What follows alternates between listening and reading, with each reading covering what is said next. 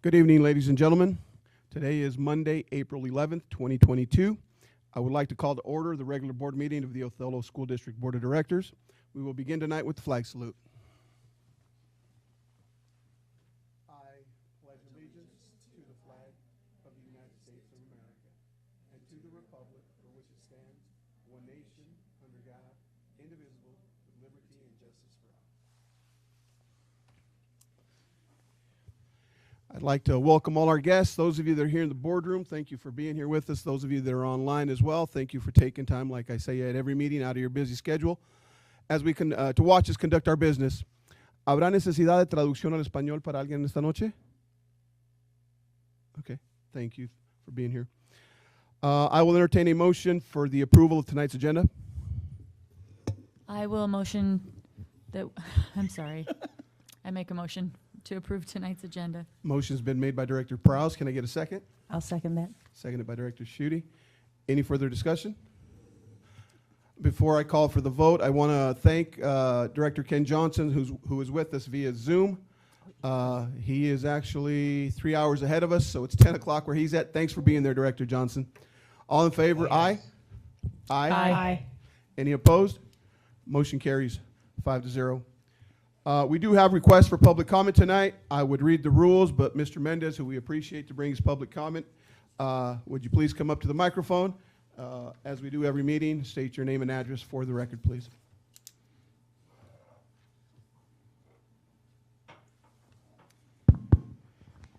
I'm Jake Mendez Jr. I reside here in Othello. I am an activist here for the community of Othello and also an ACLU member, American Civil Liberties Union. I just want to reflect for those of the Othello Education Association. I have seen the protest on Main Street. And I totally feel what they're going through.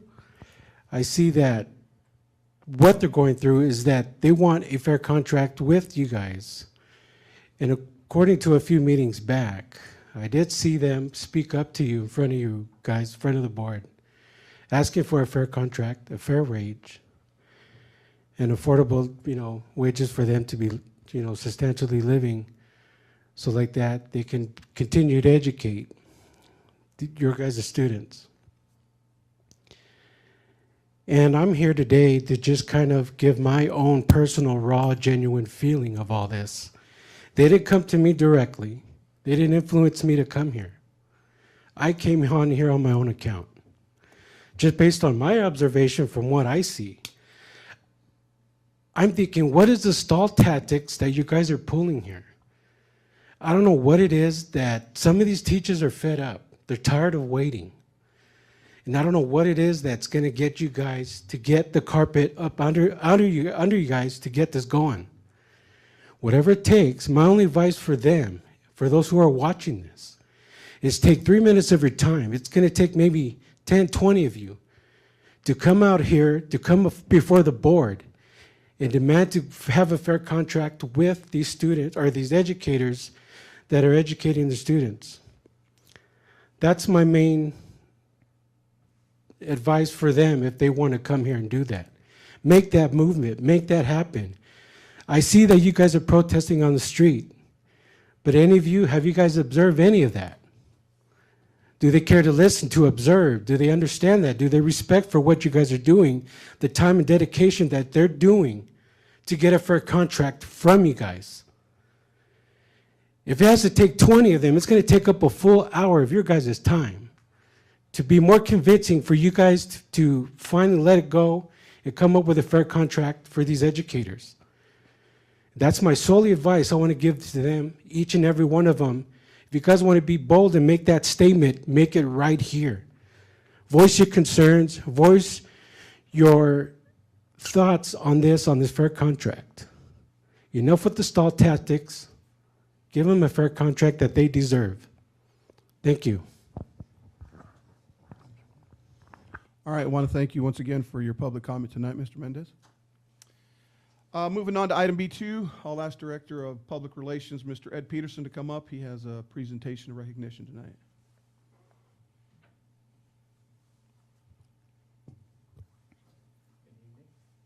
Good evening.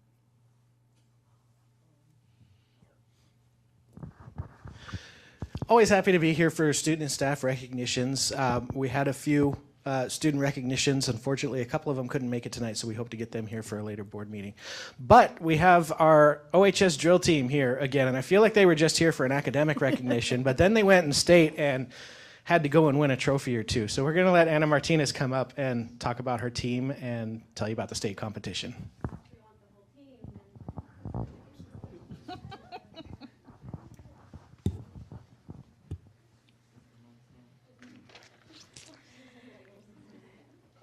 Thank you for inviting us here today.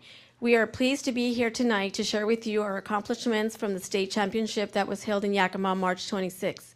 Othello took first in hip hop and received a superior ranking, which is the highest rank you can receive.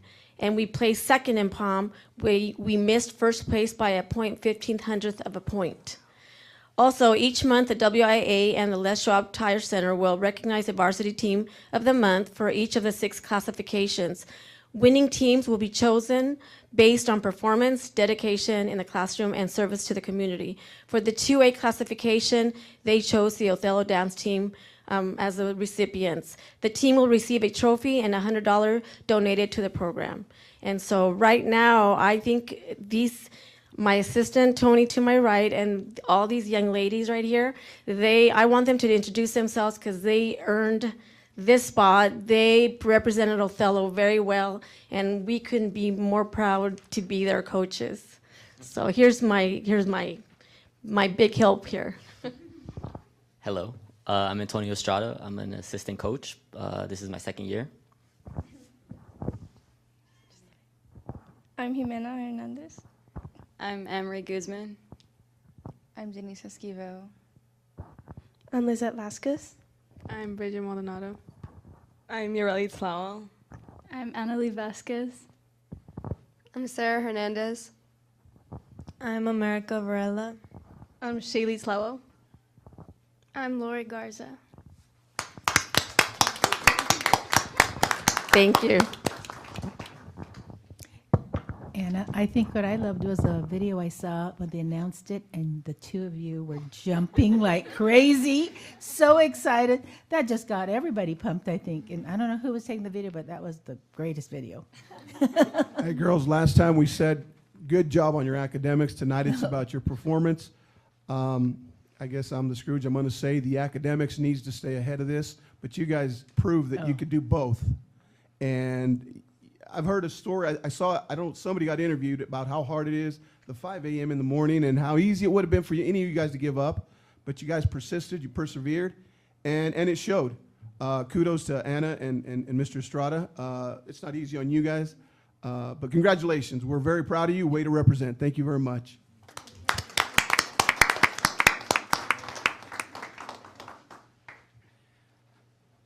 Moving on to item B3. Board member discussion. Director Stevenson, do we have a ledge report? Yes. So a couple of different things. The State Board of Education has created 3 listening sessions that are coming up. And there is one that is students only, that they want to hear student voice. And it's about graduation requirements and possibly changing those, or how they're working out, the better tweaks and those kinds of things. And so you have to sign up, but there's April 12th, April 30th, and then May 3rd is the student-only one. And so that would be great if our student reps. Logan Endres at WASDA has already sent the invite out, so we do have that. Awesome, great, okay. So if anyone has thoughts or input, doesn't have to be just a board member, could I send that to the district and maybe have that added on our Facebook page or something? Okay, great. Because we'd love to get the Othello perspective definitely out there. Then, legislative platform. So the window is open for WASDA's legislative platform, which means changing our permanent positions. That's part of resolution committee, that's what I'm on. Or changing legislative positions, or adding to, taking away, modifying, any of those kinds of things. And so I was actually on Zoom today with 3 other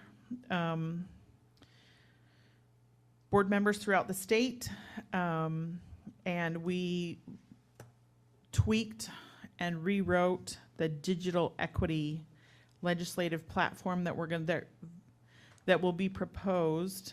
So I have to remember where I have that, and wanted to read this to you guys and see what you think about where we're at now.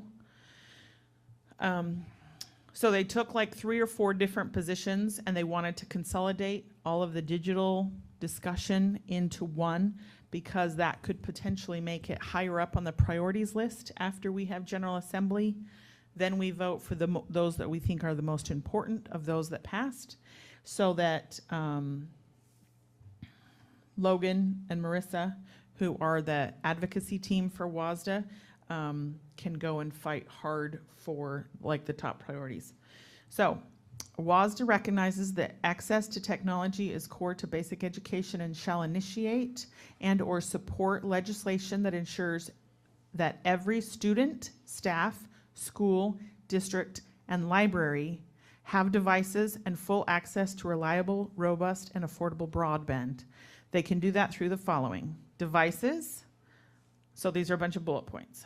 Ongoing maintenance, upgrade, and replacement of devices, right to repair, infrastructure, public-private partnership for access, ease of use, and portability, funding at both state and federal levels, recognizing the inequities across Washington state in access to the internet, especially in digital deserts and rural areas, significantly increases long-term investments in infrastructure across the state, required distant learning models, and students' needs for one-to-one devices. So I actually sat before the meeting and tried to pick Rio's brain on other things that, as board members, that we might not be aware of, and those kinds of things. And another thing that I may suggest is having the right tools to be able to make sure that students are using the internet appropriately. And safeguarding those also. Because I know there's a hot topic right now with digital privacy, and at what age should we let students have full access, and how much can parents control? So that wasn't a discussion that we had, but I know that that's a big discussion that board members across the state have had. So anything that we're missing that we need to, with that specific one? I think we've placed ourselves in a good position, actually, as far as technology and the availability of it to our staff and our students. Thanks to prior boards, we already had the one-to-one. We were leaps and bounds ahead of many districts in the state, many districts that had much different demographics than us. And so, yes, I do think that we're well ahead, but like right to repair means that it doesn't void a warranty if we repair something. And that's a big issue that tech companies are heavily pushing with the legislatures, both federally and state, that as soon as a device is repaired, not by them, it voids all warranties, and we don't want that. So that's a big topic right now. Ease of access, ease of use, all of those kinds of things. So is there any other, the legislative window for WASDA, Washington School Directors Association, is only open until the 20th. Is there anything that we as Othello feel like needs to be addressed, we don't currently have, that I could do some research on and find what's the current policy, or does it even exist, of WASDA that maybe we need to address? Any specific issues or thoughts?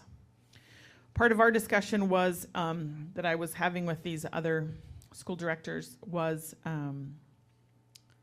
funding. Should we include funding in this discussion as a legislative proposal? And I said, if we don't tie funding to it and it raises high on the priority list and funding's not listed and funding's part of another discussion somewhere else, then funding won't be attached to those needs. And I still think the state, we're in a good place, but we could be in a better place. I mean, we are in a digital desert. My internet and Lindsay's internet is vastly different just because of where we live. And I think that all of us could say the same.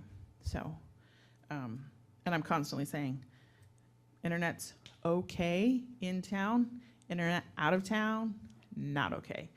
To many people across the state, and they don't understand in town and out of town for the most part, because they're just town to town to town to town. So, anyways, any other? You know, I think even our accessibility to broadband and stuff is being looked at, or is being, there's something Better being addressed. done from politicians in our area. So I think we're headed in the right direction. But yeah, I think, like you said, we're fortunately leaps and bounds, and you know, we have set asides and everything else for any emergencies that might arise or stuff that we may be required to have. So I think as a district, we're in a real good place myself. Any other? I guess the one thing I would ask you to consider advocating for or having a conversation around is, we certainly have access to the materials, to the machines, to the infrastructure. But is the state interested or willing to fund training for staff about how to use the technology? I think that that's a discussion that I've had with Jessica Shank as she comes into her role, and an area of expertise that she has. But the state has pushed a couple of initiatives out to school districts and said, here's some days that we're going to fund because we're going to require you to train your people in these areas. Well, if ed tech is one of those areas, fund some days. We have the stuff. Give us some time to have our folks trained in how to use it in an appropriate way so that it makes a difference for kids. I love that topic, and because we said specifically, Cindy McMullen, who gave us a training, she's in Central Valley, she's a director in Central Valley, in Spokane area. She was very specific about us including student, staff, school, district, and library, because so many of our students use the libraries, and that staff, just because a student has it in their home and a staff member doesn't work. And so, but staff training, that we did not address that. So I will make sure to bring that up. Okay, so that's the legislative positions and the window for that. WASDA has a bunch of trainings coming up, and I really want us to discuss these. So there is an equity training that is now mandatory from the state, and there are some dates. I'm not sure if they're making it 2 or 3 different sessions that we have to attend at least one of them. Let me find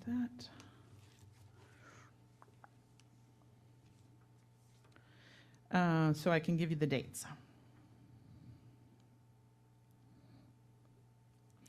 So, in Eastern Washington, Wenatchee is Wednesday, May 4th. Spokane is Thursday, May 5th. Yakima is Tuesday, May 10th. And Goldendale is Wednesday, May 11th.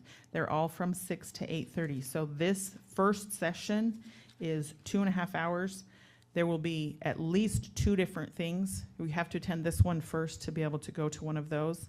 I think it'd be great if we all went together, but to get all 5 of our schedules to work like that might not work. Is it available at all through Zoom? Or No. those all have to be in person? These are all in, so this one's called Introduction to the Commitment to Educational Equity. These ones are only in person at this point. So, do any of those dates work for you? You're often the hardest. Are you out of the country then? Yeah. Right, okay. We'll just move on from that then. I assume that they did have one at our general at a conference, at our annual conference in November, but I signed up but wasn't able to attend that one. So I think that they will have to do others. There are ones in April in Western Washington. And this is like step one in a multiple step process. Yes. Could you repeat those dates, please? May 4th, May 5th, May 10th, May 11th. Ken, are you able to do which ones? Any?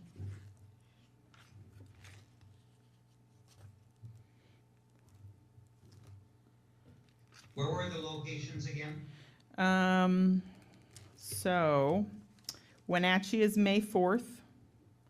Spokane is May 5th. Yakima is May 10th. Goldendale is May 11th. So is Yakima the closest or is Goldendale? I don't Goldendale's a long where know Goldendale's that a one's at. really long Okay. ways away. I don't know where that's at. Long ways away. So Mike, And Sharon, There's anybody? 6:30 in the evening. Yakima would be my only one that I can make, and I think that was May 4th, May 10th.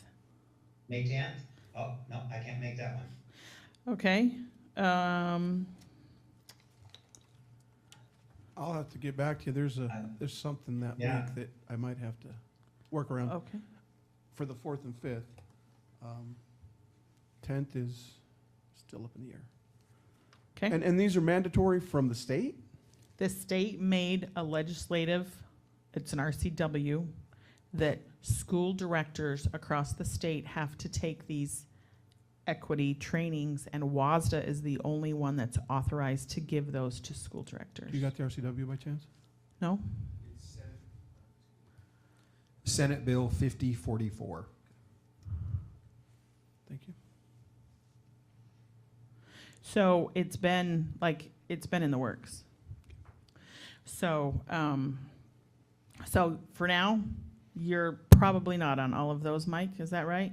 You need to check. If I had to choose, I'd say Spokane on the 5th.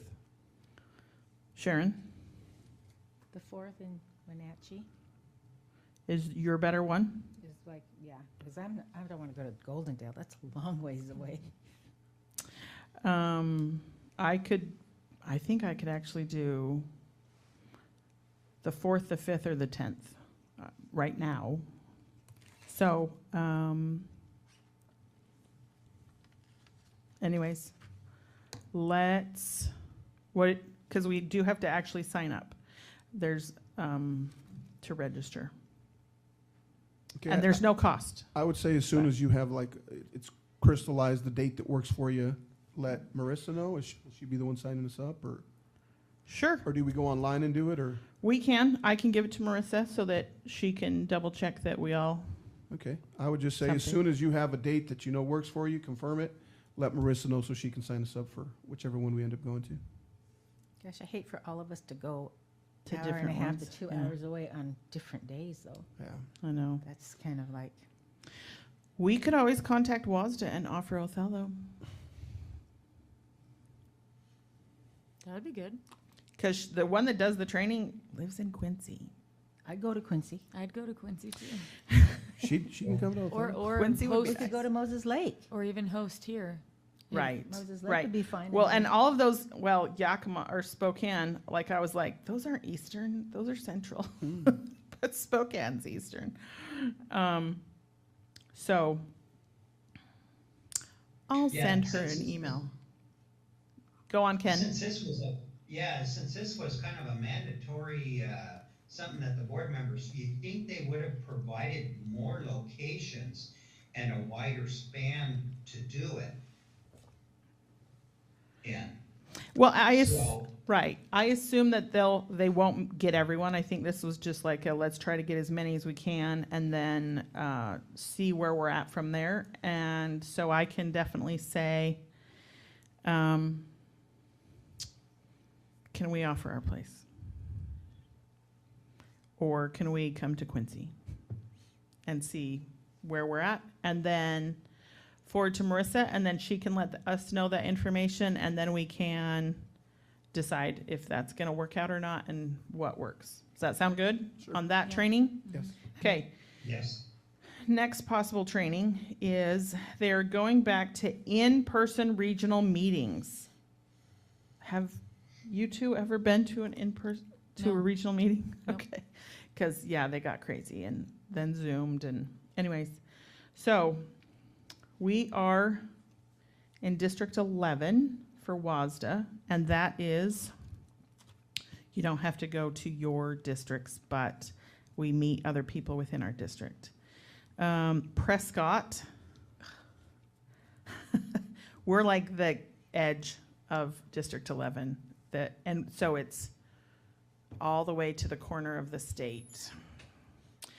Prescott is on May 4th, or if we did Quincy, which is not our district, but we can do it, it's April 27th. Are you in town on April 27th? Yeah.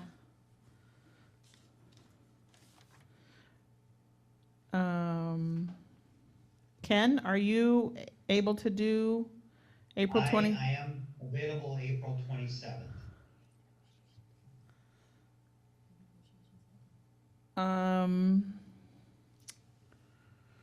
April 27th for me.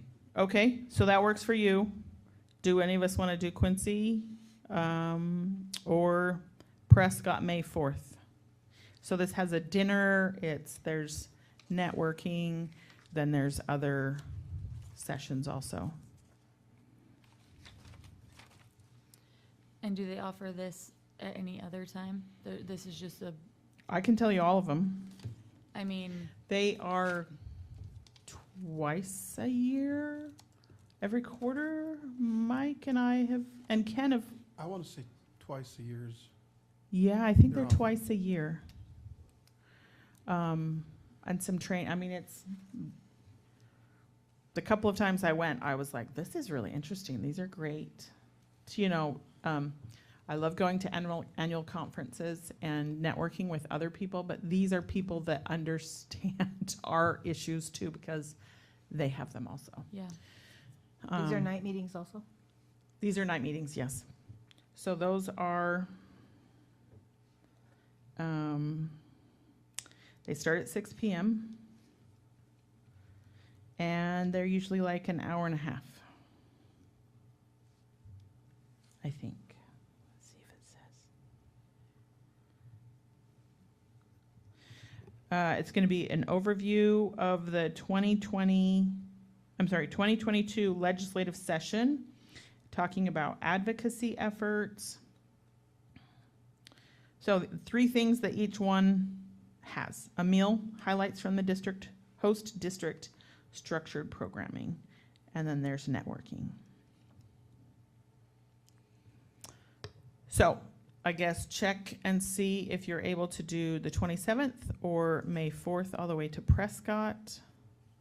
The other one, May 4th. Oh, yes? Okay. So, not great days for us, but that's what we have for those trainings. Okay. I think that's all the legislative report that I have. All right. Moving on. NSBA National Conference, those of you that attended. Consuelo, I talked to Elsie before the meeting. You weren't here. Elise, excuse me. I'm so sorry. Thought I was just so good.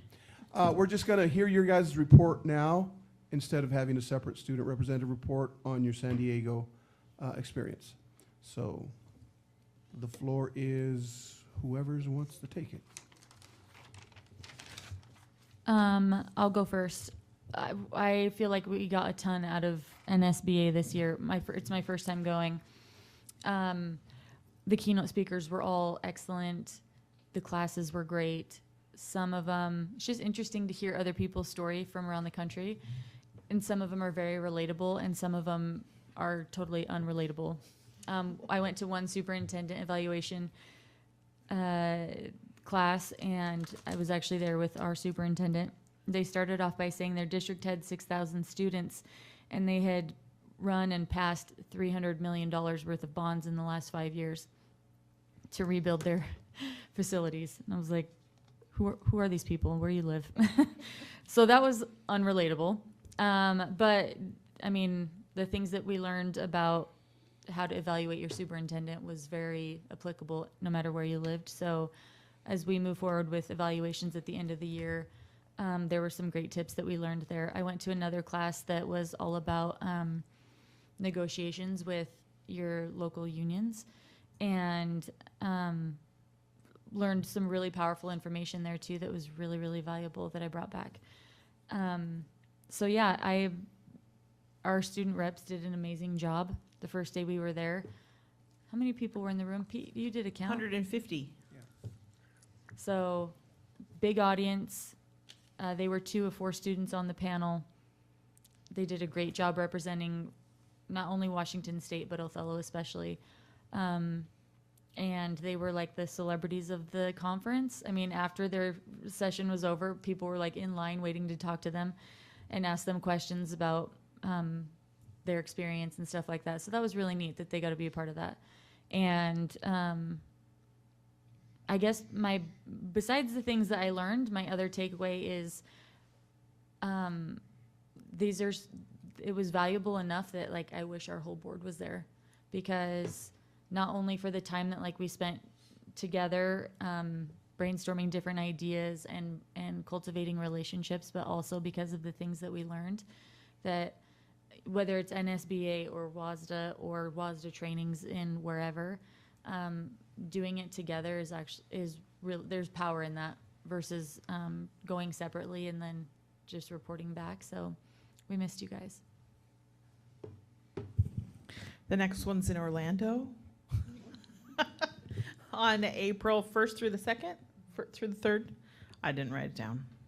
Anyways, they go West Coast, East Coast, West Coast, East Coast every other year. So maybe we can plan the next West Coast one. Or 1 or 2 go to the East Coast one. I wanted to hear did you have more? I wanted to hear what student reps have to say. If either of you has any school reportings, you can do that right now as well, if there is anything. I know it was spring break and stuff, so. Yeah, it was spring break. So I don't have a school report, but the conference was super awesome. Was it Saturday that we did our presentation? It doesn't matter. When we did our presentation, it was super awesome. We talked about authentic student engagement. Yep, all the words left my head, sorry.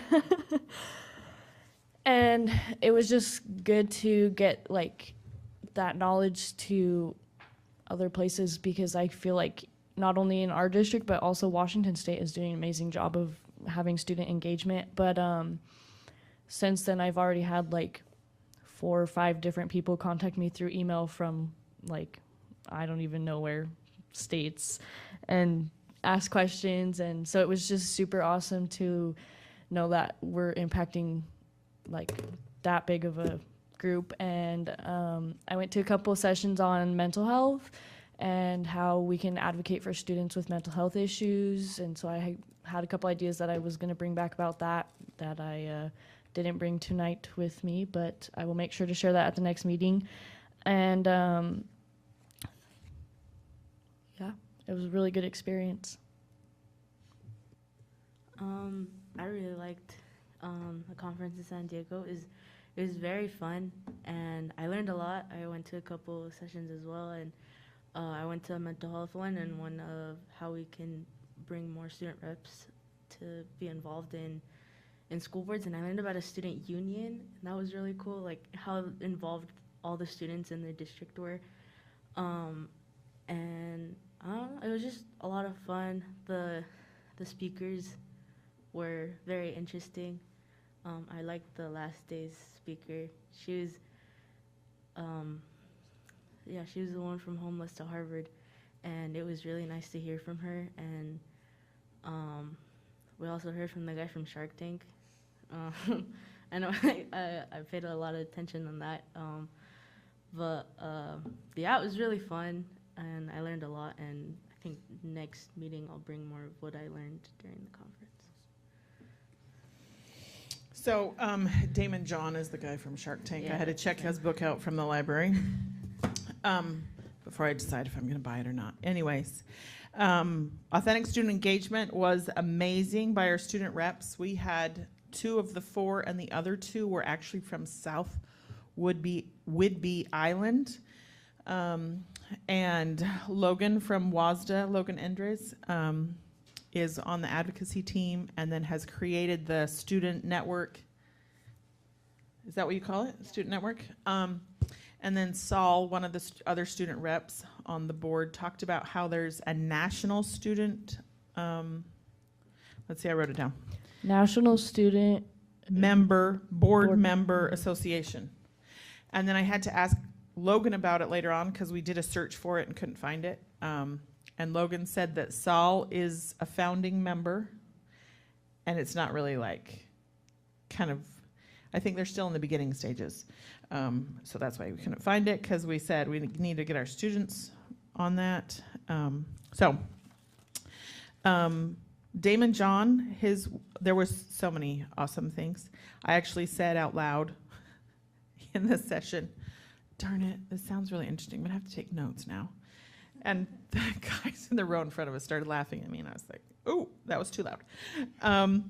He talked about financial intelligence, that we should learn from 2 things, our mistakes and our mentors, and then kind of got into this whole, I don't know if he did it or just I was off tangenting, about students having student mentors. I know that at Othello High, there was a presentation a while ago that had talked about every student that wasn't close to passing. I don't know if I'm going to be able to even say this correctly. There was all staff meeting. They went through every single student. At that time, there was like 115, I think. And they said, who knows this student individually? Who knows this, even down to the janitors and everything, having an individual that could kind of mentor them and walk them through and have that real relationship with them, which I thought, why aren't we doing that with every student? Which was a great concept and a great idea. So then, of course, I checked out his book, and we'll see. I went to another one that was about parent involvement versus parent engagement. And I thought, oh yeah, it's the same thing. Nope, it's not. That was really interesting. And I took like a photo of that slide because I was like, I think that parent engagement is much more important. And then talked about family capacity building. And it was a district similar in demographics to ours, not identical, but and larger, much, much larger. And I was like, okay, if they can do it that big, we can totally do that too. Throughout almost probably every meeting, every session that I went to, I just continually had this thought, we need to get back to doing community forums. We need to start doing that again. We got away from that because of COVID. I think it's time to bring them back. Where we either have a specific topic or we just say, what are the hopes and dreams for your children? And I would like to propose the first ones all in Spanish, and we wear the headsets, except for Mike, because you can understand what they would all be saying. And then invite other ones later on, like a secondary one that would be like the English speakers, because I don't know I haven't experienced that, having to deal with a whole meeting on a headset, yet we ask parents to do that all the time. So I'm not sure if we're ready to discuss that or everyone else is on board with that idea. That was an idea I wanted to throw out there. Maybe we could have some dates that could come to us at a future meeting if everyone else agrees to that. Definitely put some thought to it. I don't know if I'm ready to commit to anything like that tonight, but it's a different perspective. I can see we're asking someone to do something, maybe just to get the feel of what it's like and see if it's effective and see if it's even working or not. Well, like the dual meaning for us to experience it that way, and then also we need to hear from parents that we don't typically hear from. So, are we willing to ask the district to come with us dates at the next meeting? I'd like to ask Doesn't Pete- mean we have to commit to doing that, but. I'd like to ask Pete what he thinks about that. About the community forum idea? Yeah. Yeah, we've been talking internally for several weeks now, post-bond, about a way to engage with our community, not only about that topic, but about other things that are happening across the district. So several months ago, I sat down with Gina and we brainstormed an idea that another district in Washington is doing. They're called stakeholder visits. It's actually bringing sort of homogenous groups of people. So think about maybe it would be a group of ELL parents. Maybe it would be a group of local business owners. Maybe it would be a group of folks who work in agriculture. Those kinds of folks together to tour the schools, to sit in here and hear a story about what's happening in the Othello School District, to take their questions, and then, to build some momentum as we think about what's next as it relates to a bond, what's next as it relates to a levy. So certainly in alignment with what Jen is recommending about communicating with our constituents, but I hadn't thought about it in the community forum way. I think what we have talked about with these stakeholder visits, they're much more, I guess, formal in nature. Like, here's your experience, here's what it's going to be. Certainly some time to engage and interact and have a dialogue. But it would give us time to set those up and bring them in for breakfast, get started that way, hop on a bus with Marion and her crew, visit all the schools, come back here and debrief and say, hey, your grandkids go here, your neighbors go here, your kids go here. What do you think? Here's why we're asking for money for these projects. Here's what we're working on. So we've been pushing on that end, trying to get some of that ready. So, and I think part of it was we have to be cautious in how we connect those to taxing our folks, right, and asking them for money. We just need it to be a regular process that we do all the time when we're sharing ideas and concepts. I'm not sure that a community forum gets us the same experience. I think it's different when you invite everyone and you hope that 40 people show up than it is when you go to 20 people and you knock on the door and you pick up the phone and say, we need you here from 8 to noon on May 5th. Here's why we need you, and get them there. So I think we want to get to the same place. I'm just not sure that it's the same path. But if you'd like us to find some dates, we could certainly put that together. I like the stakeholder visits because you're able to have a more personal conversation as well. And it reminds me a little bit of what was going on when I first joined the board that quickly went away because of COVID, which was Linkage. Is that what you guys call it? So Linkage for me sounds a little bit like the stakeholder visits with maybe a little bit more people, but intentional. We're going to this group of people to talk to them, and yeah. So I like that. I think community linkage is important, whatever way we're doing it, whether it's community forums or stakeholder visits or just the linkage visits, whatever.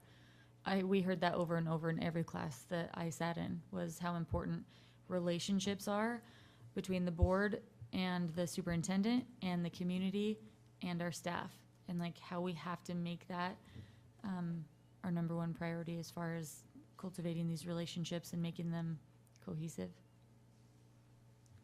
What we could do at the next board meeting, and I feel comfortable making this commitment, is to bring with you sort of a draft outline of what those days might look and feel like. If you want us to put some tentative dates together for the spring, and then maybe we could discuss who might be a group that we start with. We've thought about things like retired teachers, local farmers, certain constituencies that we could bring together and have a shared experience about what's happening in the Othello School District. So we can certainly add that to superintendent informational items next time and bring that to you if you like, and see how you feel about that idea and see if it meets what you're trying to get at, Director Stevenson. So if you'd like me to do that the next time we gather, I can have that ready. So my question is about, I love that idea. I think that is a very key component of future bond or just getting the pulse. If we have all 5 of us, or even 3 or more of us, then it's an OPMA, and anyone can participate at any one of them. Or do we say we have 2 board members at each one and we rotate around who and which ones? So I guess that's my question. I love, there's a lot of things I like about that idea, but that's my next question. Yeah, I think it would feel, it would look and feel like the student leadership group at the high school. We'd ask a couple of you to be there, and we'd try and rotate through who gets that experience and opportunity. And if there's a group that we're bringing in that one of you is particularly connected to, that they find you maybe they're more connected or find you credible because of your experience in your other life that's not as a school board member, you might be the person that represents there. So I think absolutely we'd want to be careful about the OPMA part, but have the board there to answer questions and to listen to the folks. So. Okay. Agreed. Great. I'm just moving forward with something, I guess. Very good. More than anything. So I also went to a 7 Habits of Effective Boards. That was interesting. I think that he actually did some of the, he's a professor in Arizona somewhere. Some of the WASDA plannings, how boards are effective and those kinds of things. And then there was one about apprenticeships. And this is a fairly rural community county in North Carolina that does apprenticeships for their seniors and get paid. It's like half day, and that sounded absolutely amazing. I think I took 1 million photos of slides on that one. So there were a lot of really great ones. And ditto what Lindsay said, I hope that one day we can all be able to go to whether it's NSBA or WASDA all together again. Because I know that Mike and Ken, we did San Antonio, all 5 of us. That was the last NSBA, the only NSBA I had been to since before, and that was amazing to all be there together and to kind of come back and talk about the different ideas and brainstorm. This could work, this couldn't work. I mean, not making any changes, but just open discussions that we could have and getting to know each other better. Very good. Sounds like you all went and had some fun. You learned a whole bunch, and hopefully here in the near future we'll see the fruits of that. A lot of times it's like, why do people even go to these things? They come back and nothing ever happens. I tend to think that that's not the case, because in my own personal experience, I've come back from those and maybe stuff isn't like physically demonstrated, but internally, I've learned a lot there that I've put into practice as a school board member, so it's definitely worth the time. Pete, you were there as well. Don't know if you have anything you'd like to add. Yeah, I would, I guess I would echo a couple things that have already been shared and perhaps add a couple new ones. One is that Lindsay's comment about a shared learning experience for all of us. That was, and not just when you're in the sessions, it's when you're having lunch, when you're in the car, when you're traveling. I think that was really good for all of us to connect around some of those ideas because we deal with some hard things here. And so it's an opportunity to build relationships and build empathy amongst the group. So certainly I think it could be very powerful if an entire board went. On the other side of that, I found myself thinking it would also be helpful to have a broader OSD team. You know, the assistant superintendent. There were several sessions on finance, things that you hear from different parts of the country that might help balance the experience, not only for the superintendent, but for the whole team to say, hey, I sat in this session, they talked about this, but is funding the same in Delaware as it is in how come they can get 300 million and we can't? That. So I think there's some value in that, and I think we would consider that from the district side moving forward. I will say it was very interesting to be at a conference that large where at least 80% of the people weren't educators, but it felt very much like an education conference, many that I've been to over the years. So I was encouraged by that. I wasn't sure what to expect. I'd never been to one. The student reps, you know, we just walked in the door. We just get there, and they're in a room with 150 people, and there was only 4 of them on that panel. And so it wasn't an easy experience for them, and they represented very well. They did an excellent job, and another learning there for me throughout the session and in their session was Washington State leads the way in a lot of things in the United States when it comes to public education. And I think sometimes we can feel like we're not doing enough or things aren't great here, but compared to many parts of the country, we are way ahead. And one of the sessions that I went to, it was for Magna Award winners, which are folks that NSBA is recognizing as doing outstanding work. And they had 3 school districts presenting their work. And 2 of the folks that presented, one was on dual language, a dual language program that they had started. And as I listened to it, they're probably in their implementation about 5 years behind Ludicaga. So they're doing great work, but so are we. And then there was another group that presented, and it was called Arts for All. And so they were being recognized because every kid in their school got a chance to play an instrument and be in band. We've been doing that for a couple years. So again, it can be easy to discuss the things that aren't going well in a school district and in a community.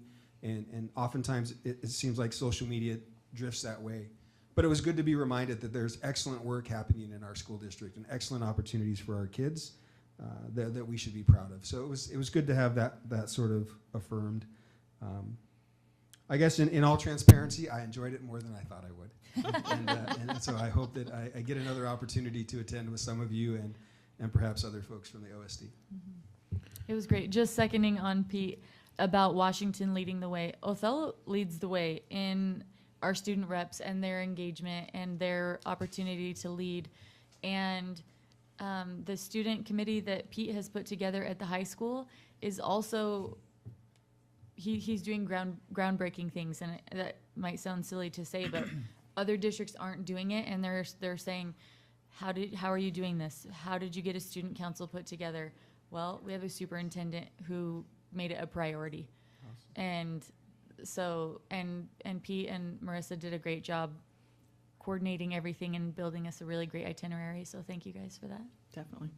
Marissa, I wanted to hear what you thought or any special takeaway. Surprise!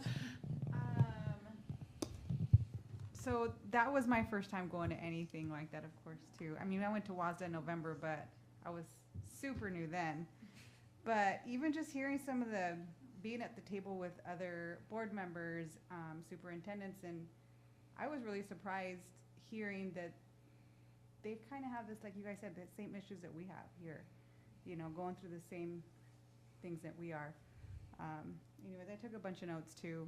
If I would have known you were going to ask, I probably would have prepared a little bit more. But anyways, it was awesome. I'm glad I had the opportunity to go and attend some of those sessions.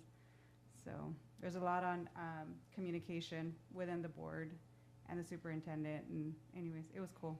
Nice. It was really awesome to listen to. Definitely. So another little tidbit was I chatted with the board docs people.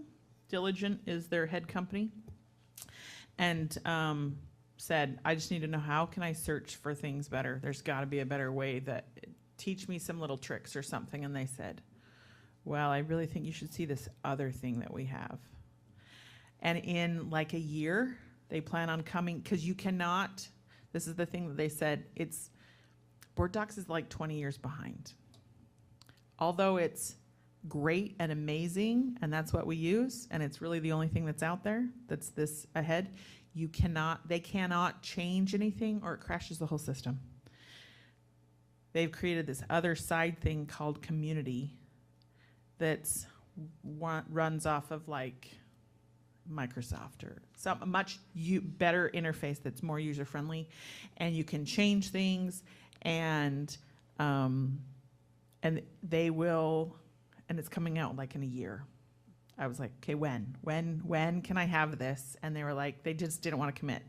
And I'm like 2 years, 5 years, a year. And they were like, yeah, kind of that lower one. I still wouldn't even say it. But so much easier to use. We played around with it a little bit. I said, check this, and they will transfer all of our old stuff to the new one if we want to convert for free. So hopefully that will be better, because often I'll go in and go, okay, I need to do a search. I want to find the OEA contract from 6 years ago and 3 years ago. And you have to sift and sift to get what you really want, even though you're specific. Anyways, I I like board docs, but it could be so much better. So, yay. Mike, could I share one last observation? And it was around COVID. There weren't any conversations about COVID. I saw very few sessions around learning loss. What I saw was, how do we support each other in rebuilding relationships in our communities, because it happened all over the country. But it wasn't a topic of conversation. It really felt post-pandemic, like, let's just get back to work. And it was refreshing to have that experience as well. I heard people say more than once, now that COVID's over, we're doing this, this, and this. So it was, yeah. Even though, I mean, technically it's not over, but that was just the mindset of hope like, we can continue we're saying done. that. All right.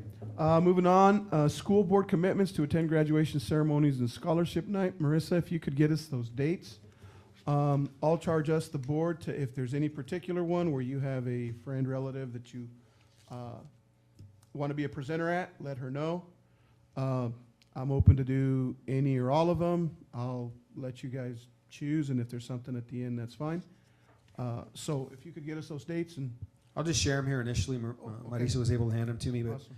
and if we don't decide tonight, that's certainly okay. But scholarship night at OHS is May 17th from 6 to 8 p.m. Othello High School graduation will be June 3rd from 7 to 9. And DOHS graduation will be June 6th at 6 p.m. I'm sorry, May 17th was scholarship night? Yep, from 6 to 8. Okay.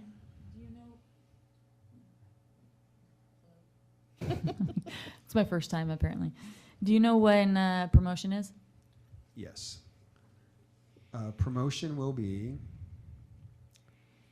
Monday, June 13th, and it'll be 2 ceremonies, one at 8:30 a.m. and the second one at 10 a.m. Very similar process to what we used last year, providing a set number of tickets for students and family to attend. We got good feedback on that process, so that'll happen on the 13th of June. So do you want us to give you the dates of the next one? Do you want us to give them to you now? if you're ready to commit, that'll work. Can you write that up somewhere? Tell me. I just was like scrolling through trying to find You want my to do dates. graduations first? Yeah. OHS graduation is June 3rd, and DOHS is June 6th. I am not available on the 3rd. That was That's OHS. OHS, yep. I'd be happy to do DOHS and see Consuelo. But it's such an awesome ceremony that I don't want to take that away from somebody either. I can do June 3rd, OHS graduation, 7 and 9. Could we have 2 of the DOHS? I kind of wanted to go see that one also. Oh, yeah. Okay. You want 2 at each minimum, right? Yeah, Okay. yeah. But all of us could be present, just not handing certificates. Yeah, I don't have to hand a certificate, but I do that one. I think that one is- DOHS? Yes. Okay. That one was just from, June 6th? yeah. Yes. Okay, there- yeah. The 2 of us will do the 6th then. Ken? I'm available for June 3rd. OHS?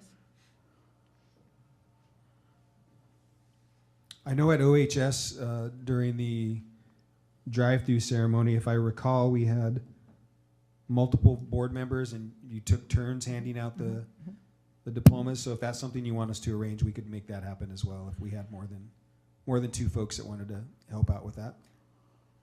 Right now we have Lindsay and Ken for OHS. I think there were just 2 of us last year. But the year before, we all came at different times. Right. Yeah. Right, yeah, I can do the ceremonies at MMS. So Michael will be at MMS on the 13th? Yep. And I could do one of the ones on the 13th. What day of the week? Oh, that's a Monday. Awesome. So you can help at MMS as well? Yes. At least one of the sessions. I could do one of the sessions at MMS too. Okay. I can do both at promotion. All right. Jen, what time works best for you on that one? Whichever. There's an just 8:30 and a 10 o'clock. assign me one. I'm fine. Okay, and Sharon, you're I'll take 10. you'll take 10. And Lindsay, you could do any of them? Do you know how they're splitting them up, A through? Yeah, they're gonna split them up by advisory.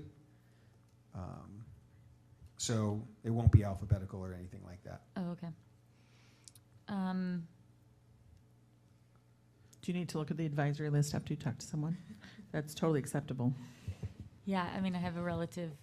Well, two if of you them. and if we want to just hold off on you and Jen, just knowing that you'll be there, Yeah. and then we can solidify the times after that. Is that all right? Perfect. So Mike will assign you to, it looks like the 10 o'clock one. No, we have to. We'll get you at If one they're of- good one to of both. present, that's okay. I mean, like I said, I've done this plenty, and I want everybody to have the experience. Ken, is there anything else that we're skipping over you since you're not in the present of the room? Yeah, I will not be able to make any of the middle school ones. Okay, how about scholarship night on May 17th at 6 p.m.? I'm planning on being there.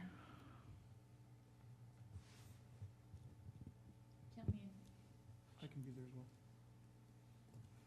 We could have all of us presenting. Yeah, that's pencil me in for present. that too. Because I'm presenting something else there too, so.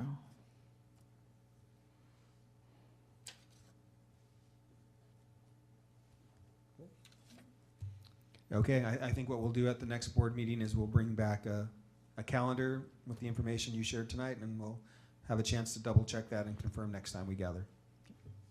Awesome. Last item on board agenda, and I know our times are totally skewed here. That's okay. There's been some very important discussion going on tonight. Hiawatha School Board visit, April 19th. The agenda is attached. If we could just put that on our calendars, so we can be at Hiawatha on the 19th.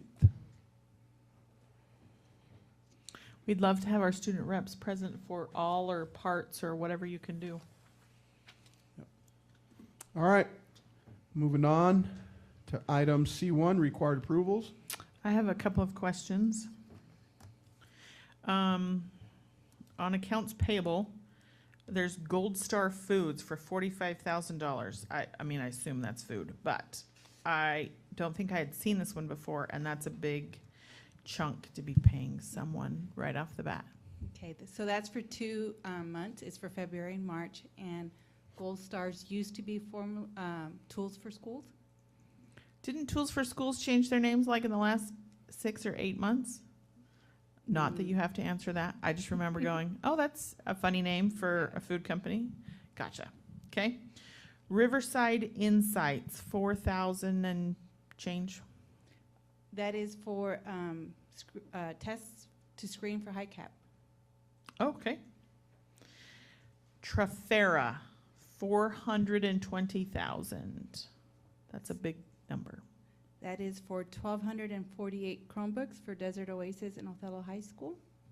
We did receive a grant for the purchase of the Chromebooks itself, and then the remaining, the 112,000 for the warranty and the software licenses are coming from our ESSER grant. Okay, so since you brought up warranties, in the contract, is there anything about right to repair or not, specifically not in there? Do you know the answer to that? I do not know. I don't know if Rigo would know that answer. Or if we can only use them to do the repairs, I guess is what my question is. Yeah, I don't know if that's actually in the contract on the right to repair, but they do every fixes with that Chromebook. So if a motherboard was to go bad or a screen, we send it off and they fix them. So it kind of takes the labor off of the IT department and into somebody else's hands.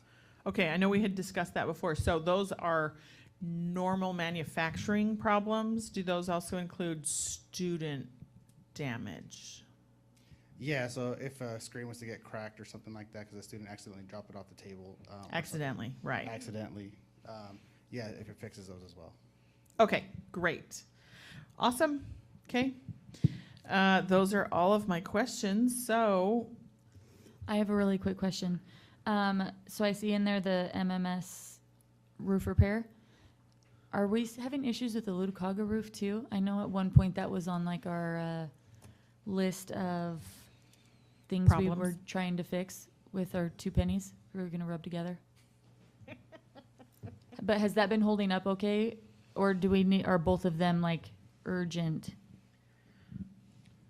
The Luticaga roof, we spent a little bit of money on last year and haven't had any problems since. Oh, okay, cool. But the McFarland roof is another story. Yeah, perfect. I would like to propose that we approve the required approvals. Motion's been made to approve required approvals. Can I get a second? I will second. It's been seconded. Any further discussion? All in favor, aye? Aye. Any opposed? Motion carries 5-0. Moving on to item C2, superintendent informational items. Any questions for Pete? Awesome. All right, moving on to item D1. I will let Pete make the introduction of our presenter tonight. Yeah, we appreciate Mr. Tovar. We pushed back his presentation, and I know we had an excellent visit at DOHS just a few weeks ago, so we're excited that he's here tonight to follow up with you like we ask our principals to do, and I'll turn it over to Josh.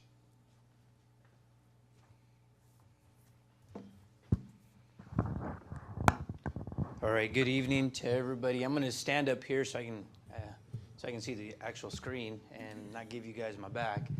So again, I'm Josh Tovar. I'm the principal at Desert Oasis High School. I'm sure everybody here knows that, but just in case. Obviously, I'm aware of the time, so I'm going to try to go as quickly as I can, Mike, and hopefully respect everybody's time. So our vision and our mission continues to be the same. We emphasize relationships with every single one of our students because that's the #1 key to having a success at our school with our students. Student enrollment, again, you can kind of see from back to 2019, we've been growing. Currently, we're at 125. So where should I move this way, Rigo? More that way. Well, I'll just stand right here if that's okay. I mean, okay, so we've been growing. Staff members, we have 7 full-time staff members, 1 counselor, 1 paraprofessional. I'm glad Ms. Tovar is here, Priscilla, which I appreciate it. If I would have known she was to be here, I would have given her part of the presentation, which would have been great for me. Average teaching experience at our school is 4.2. Some of the things that we focused on, these are some of the struggles that we were aware of going into this school year, but social emotional attendance, education and graduation, but I'll just kind of touch on a couple of these really quick. In the area of social emotional, in light of everything that's happened because of COVID, both pre and post, we've built some things in there like advisory. We picked up the new school program called School Connect, just like OHS did. Fridays is intended to be like a community building day in our classrooms during advisory time, building strong student relationships with teachers. In the area of attendance, you're going to hear me mention attendance a lot. I'm not going to hide behind our areas of struggle. Attendance is a big issue. I know a lot of the schools had a poor attendance day today because of probably the weather, but at our school it was no different. We had almost 40% of our students gone, and that's a big number for us. And I know the weather was horrible, but still, we got to be in school, and we want to emphasize that and continue to emphasize that with all of our students. We did reinstate our community engagement process this year as well, which basically is an intervention to help our students see that coming to school is vital. We've had to take a couple kids all the way to Ritzville to court. That's where I spent my spring break on Thursday as well. Just for the same purpose, just getting kids to understand you got to be in school. You just have to. Education, the majority of our students are credit deficient. Everybody knows that. I mean, there's a very few amount that come to our school just because they choose to. Most of them are credit deficient. We teach them to respect the learning environment, and good things will happen. We treat them with respect, and then we expect the same in return, just like the old golden rule. If you show up, you're going to pass. If you don't show up, you're probably not going to pass. There's a strong correlation there. And graduation is don't give up.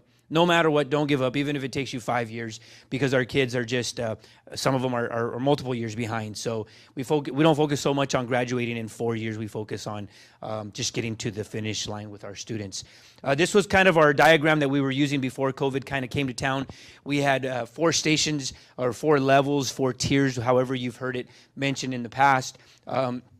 And I'm going to kind of give reference to some of this throughout the presentation, and then I have our new and improved one. But what we had is in a perfect world, everybody goes to OHS and makes it and graduates and lives happily ever after. But that doesn't happen in real life. So there's another tier here, which we were calling Tier 1. In the future, we're going to start with Tier 1 being on the bottom. But before COVID, Tier 1 was our daytime program, traditional school. Tier 2, we had an ALE program that we applied for. We run Odysseyware, and that was during the day. And Tier 3, we had Odysseyware in the evening for students who could not make it to school on a regular basis. And then we always had our Open Doors re-engagement program, which we are trying to rekindle our relationship with Open Doors and kind of grow that program as well. This was our 5-year plan that I shared before COVID. I want to point your attention to year 3. This is kind of where we kind of got stuck because COVID came to town. We started this new tier system because we knew we wanted to offer an instructional program for any student that walked in our door, regardless of what their challenges were. We were going to implement this pyramid of multiple tiers, which we did, and we made it till about January. And shortly after that, the wheels kind of fell off the cart and we were sent home, right? So we never got to see the full effect of what it was doing, but we were starting to see progress in what we were doing. So I'm going to talk a little bit shortly about the adjustments that we made on the bottom right-hand corner in order to accommodate for our students. However, during COVID, when we got to return back to school, what we had to do, we had to adjust. So instead of all these 5-tier programs that we had, we got stuck with 2 tiers. We had our traditional daytime program, and then we had our evening school program that we were able to fund Monday through Thursday with OSSI money, which is OSSI money is money that we get because our school's not at the 85% graduation rate. So we're thankful for that money. And we offer Odysseyware program, and we also offer homework assistance in the evenings, Monday through Thursday, 6 to 8. But those are the only 2 programs that we've been able to offer this school year. But at least we're in school, right? I want to share 2 diagrams with you guys. Before COVID, the bubbles represent kind of the struggles that we were facing. So we had a large amount of students who they just couldn't do the work, and then we had very few amount of students in the blue bubble that they didn't really have the effort. So more kids couldn't do the work, but there wasn't as many that didn't have the effort. Now what you see after COVID, after COVID, we have the reverse happened. The lack of effort has been, it's multiplied by who knows how much. The ability, kids can do the work, but they'll flat out tell us, with no disrespect intended, like, I just don't feel like doing it. I just don't feel the need, or I don't see the importance in graduating. And that's kind of what we've ran into a lot. And we attribute this not to COVID, the illness, but just the shutdown, the being sent home, the being online. It just kind of killed the momentum that we had. If you look at the bottom right-hand corner, I know it's hard to read with that little Marisa's name that's sticking there, but anyways, some of the things that are fueling this is the trauma that these kids have gone through because of being sent home and the time that they've spent at home. So you can put anything you want into that social emotional learning. Substance use, there's been an increase, and I'm going to share some of our statistics from our school on substance use. Video games, technology, social media. Our kids are just they're lost in this world of technology and video gaming. That's their reality nowadays. I put cell phones there because that's their livelihood. You take that away, you might as well just throw away the key, right? So the kids think nowadays that without any type of technology device, their life is over. So this has been a battle that we're going to continue to fight probably for the next couple of years. And we don't see it just in school. We see it in society today. So some of the information I'm going to share here is from the Healthy Youth Survey. So what you guys see here is the excessive use of television and video gaming. I just want to point out, like, our students are the dark color and then the statewide average. So if you look at grade 10, our kids are just below the statewide average. So, our kids aren't doing anything that no one else is doing. They're doing the same thing in this area. Actually, in grade 12, there's less kids that are involved with television and gaming and things of that nature. The next slide is in regards to substance use. Current e-cigarette, smoking, or vaping. Again, if you look at this, the dark color is us and the light color is statewide. Our students are pretty honest, so when they take the survey, they're not going to lie. They're going to tell you the truth. So we are higher by more than double in the state average in grade 10, and then we are higher also in grade 12 of substance abuse through the form of vaping, primarily at our school. Josh, how many 10th graders do you have? Oh, good question. Off the top of your head, Priscilla. Close-ish.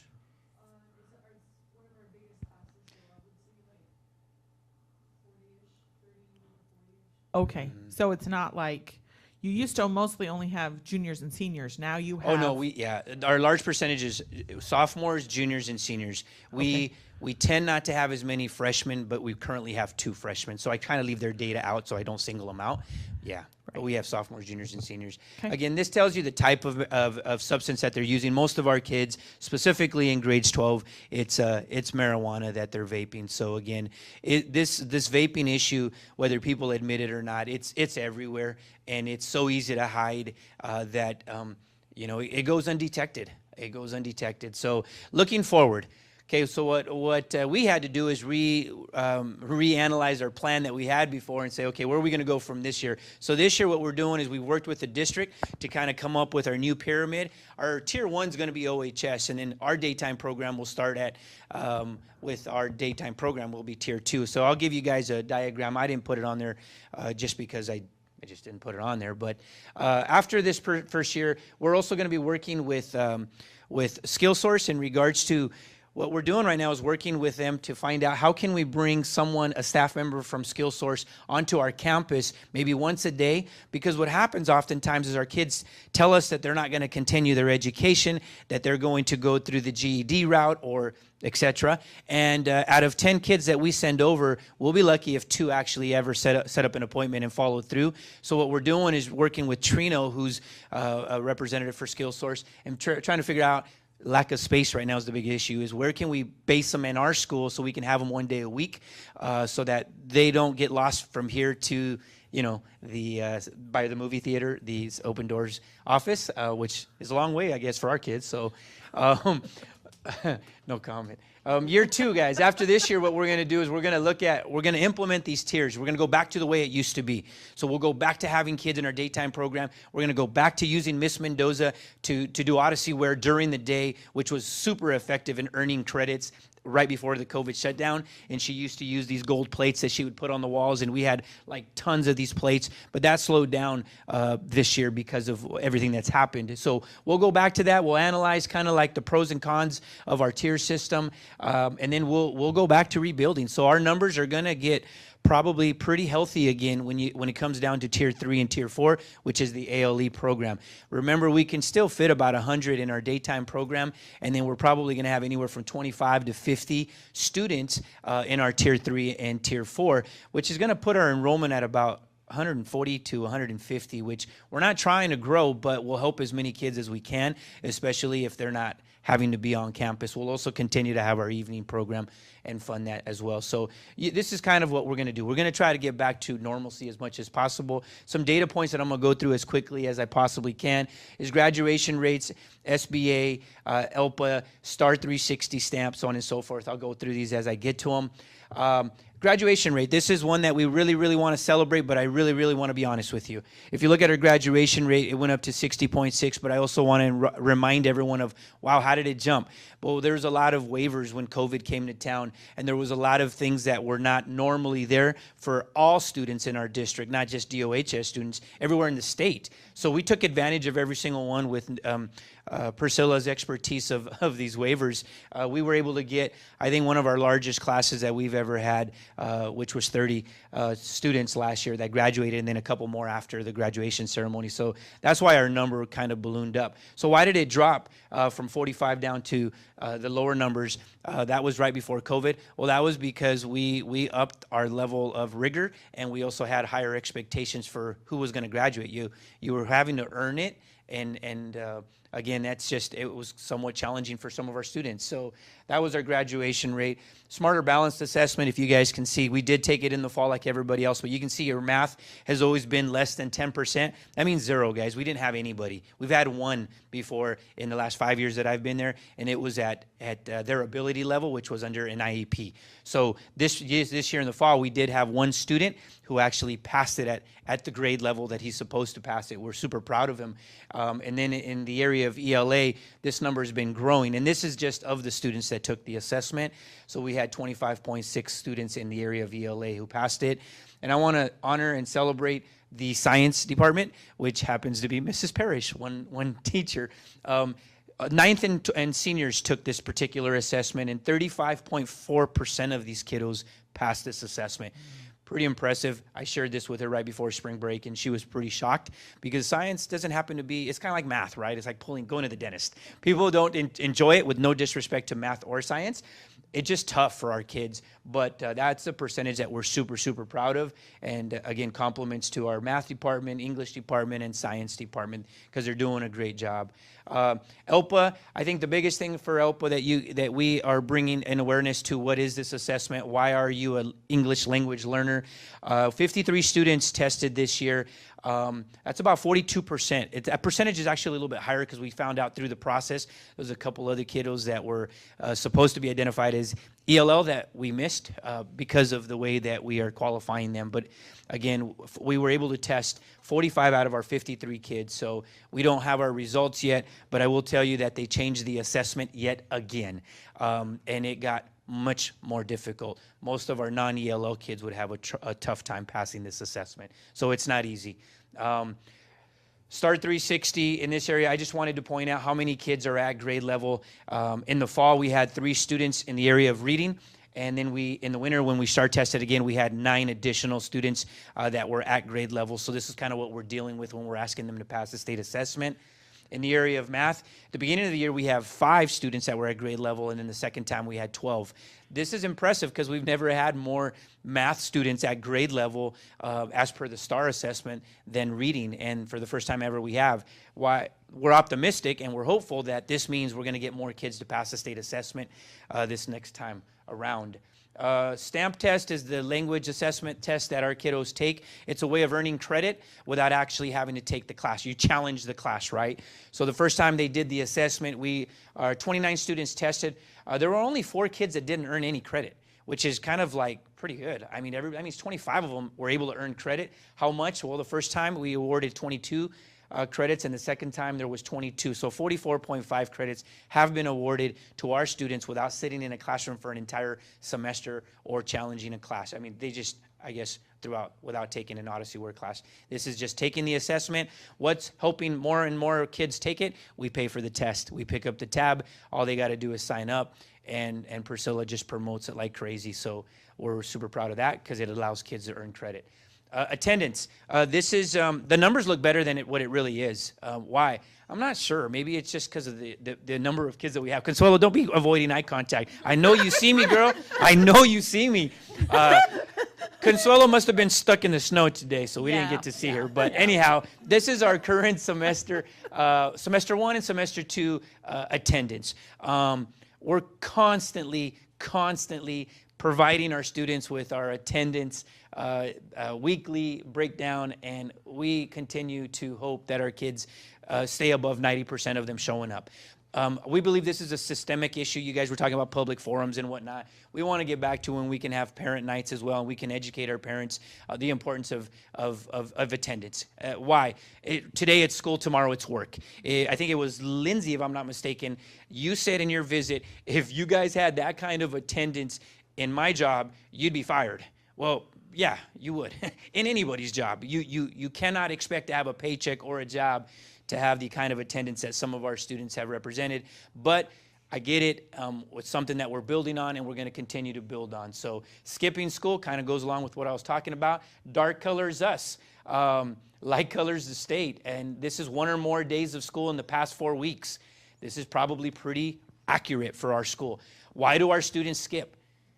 Ask them, and they'll tell you the following. I don't know. It's just me, Tovar. I don't know. Sometimes I know it's me. I got to get motivated, and I'm just not motivated. And that's almost a quote for the majority of our kids. They accept full responsibility, but yet they don't change it. Why? We're trying. I don't know. So a lot has happened in the last 2 years. We know that. Academic. Okay, so in the first semester, there was 390 classes that were taken at our school. This is not counting the Odyssey Word classes. This is just sit-in classes.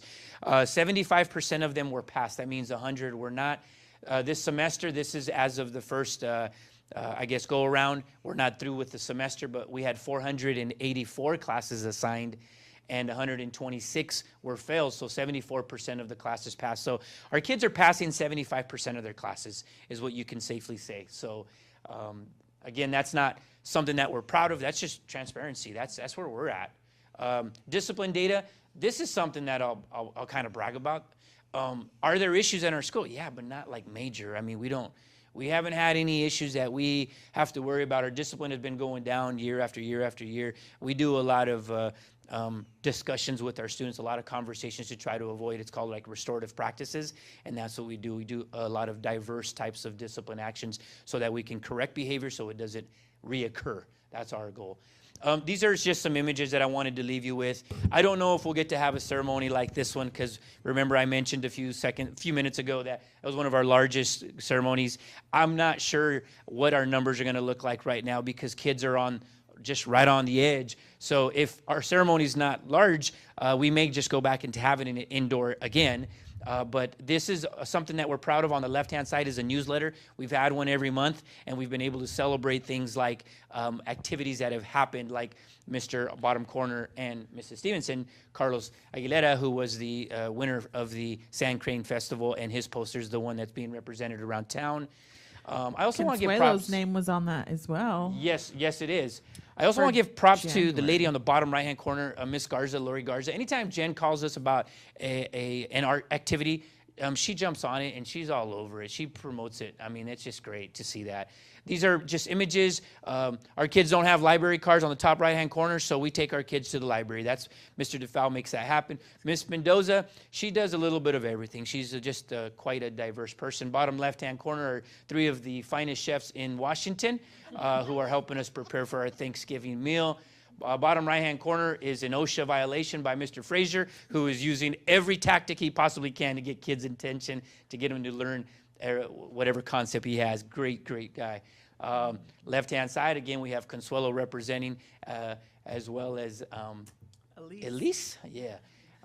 Top right-hand corner is our ELPA assessment and kind of what our testing facilities look like in our gym. Bottom right-hand corner is our staff just basically using a team building day on a PLC because they were fried. They just needed a break. More activities happening in our school, more art projects, again, community events, trips to Eastern as well as Central Washington University that have been paused for the last 2 years that now we get to do.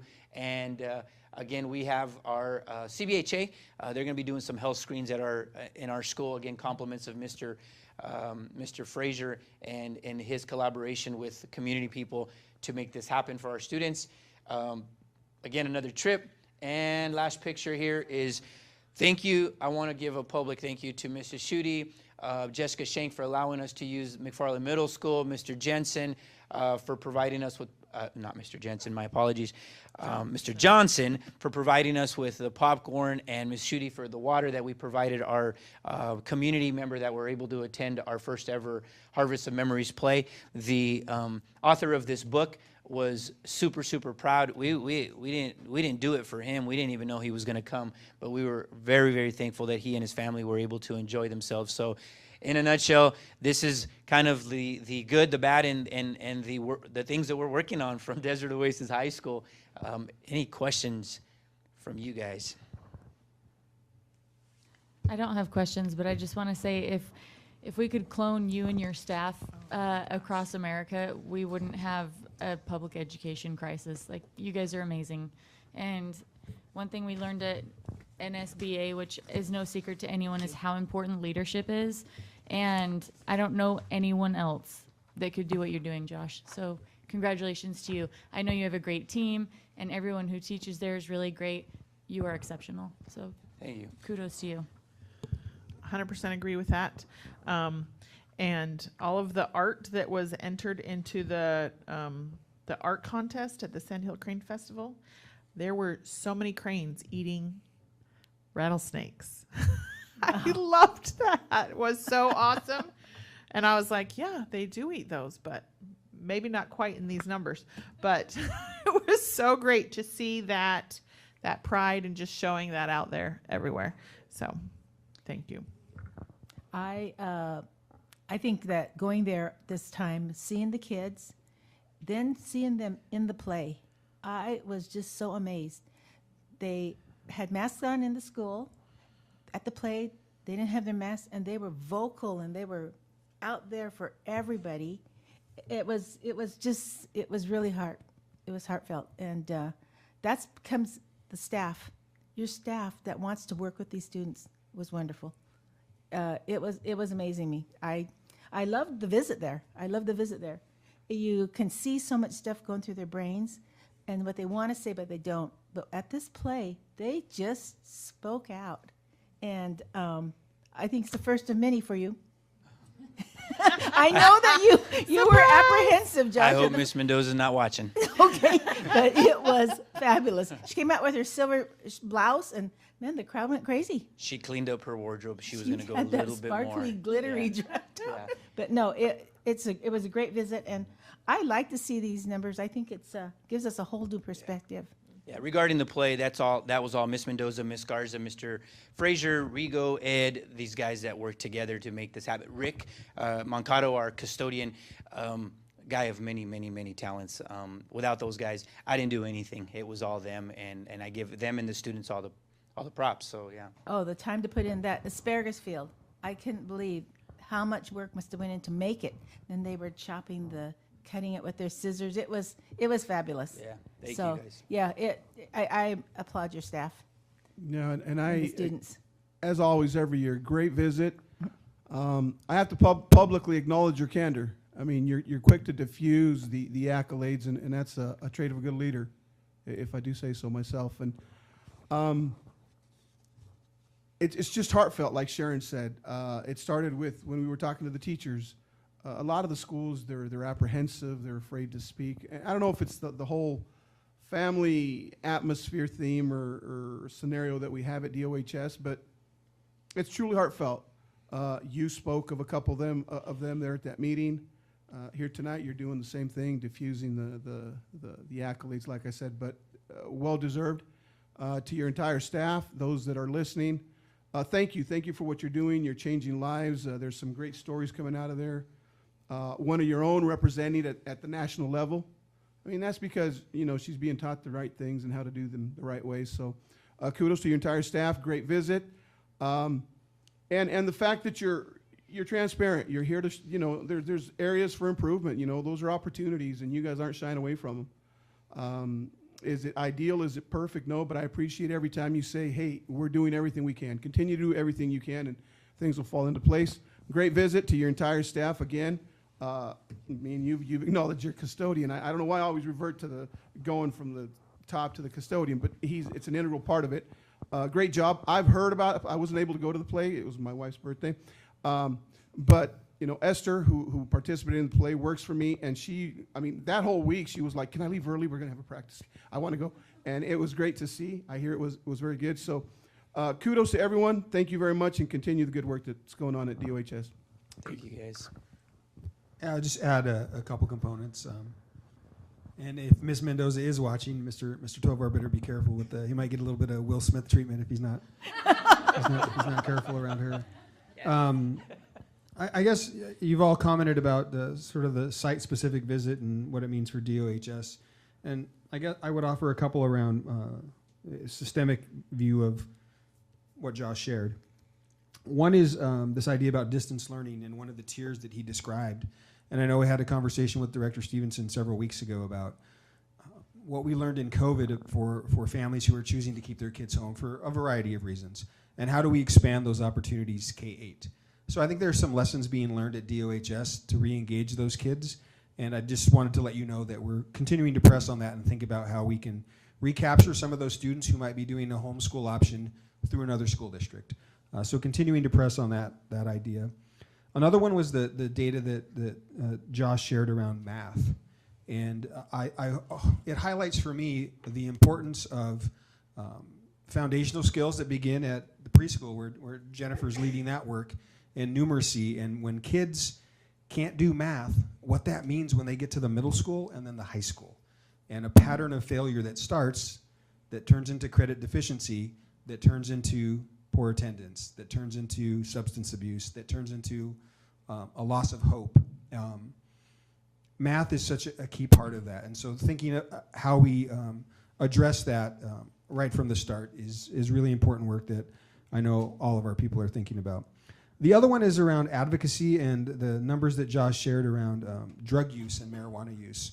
And if you travel across the country, sort of the trend around legalization of marijuana has exploded across the country, and I think there's some federal activity around how that kind of behavior is being treated.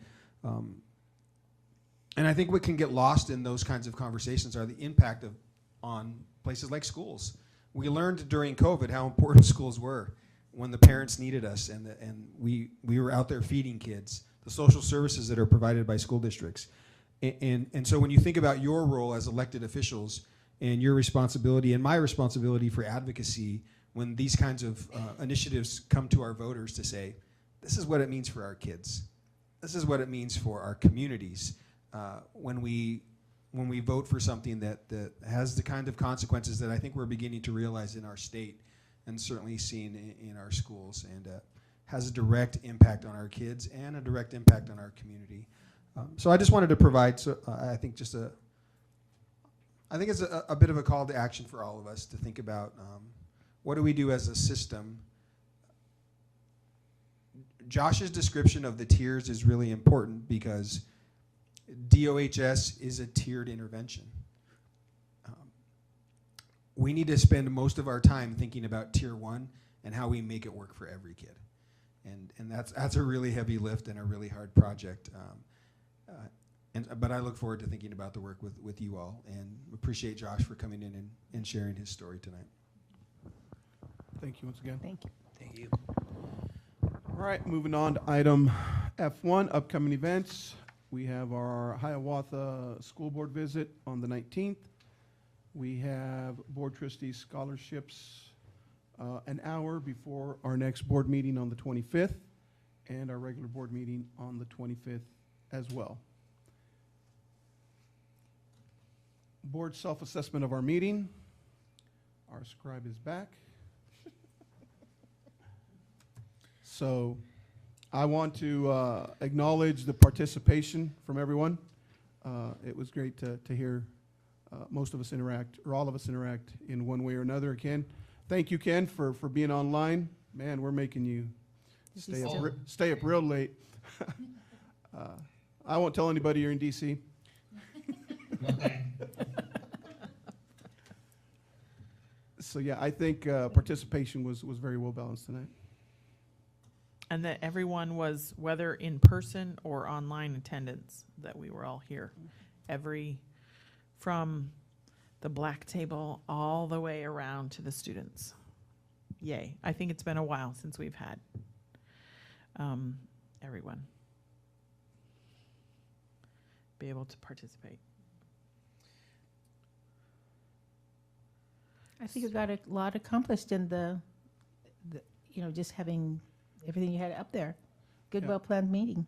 I'll take the Delta for the longer meeting than we've been accustomed to, but again, it was a very good trip. We had everybody lot. interjecting their experience, so, but that one, is on me. I wasn't about to shut anybody down when they're giving their heartfelt experience, and,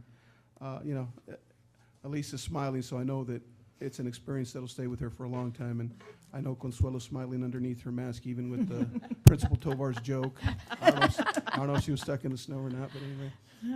No. If anything, I think that would be, again, we had public comment. That continues to be a very good trend. I loved the drill team coming. We could see students and celebrate their accomplishments, and Josh's presentation was a big highlight as well. Right. Consistently at NSBA, it was Focus on student achievement, focus on student achievement. That is what a board should be doing, and that's what makes a successful district, is focusing on those achievements by hearing the students, have them come in, school reports. That's the best stuff. So yay that we're back to doing, we had school reports before, but doing both together, love it. Anything else, guys? All right. We will now go into recess for a couple minutes, and we will recess into an executive session for 30 minutes to discuss potential real estate sale or lease. No action will be taken following the executive session. Thank you to all who have joined us here in person, and those of you online, we thank you once again, and we will recess and follow up with the executive session.